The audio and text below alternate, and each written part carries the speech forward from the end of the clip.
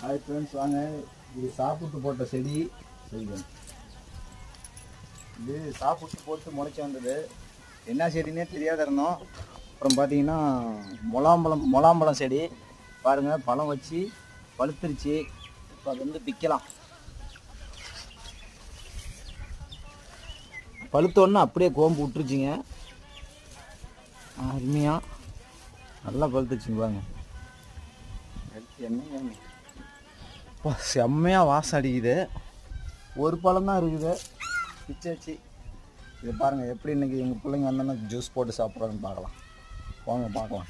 எங்கள் வீட்டு செடி எந்த மருந்து எதுவுமே இல்லாத அருமையாக வந்துருக்குது, சூப்பராக. சரிங்க, போயிட்டு இன்னைக்கு வச்சுட்டு வச்சிடலாம். இன்னைக்கு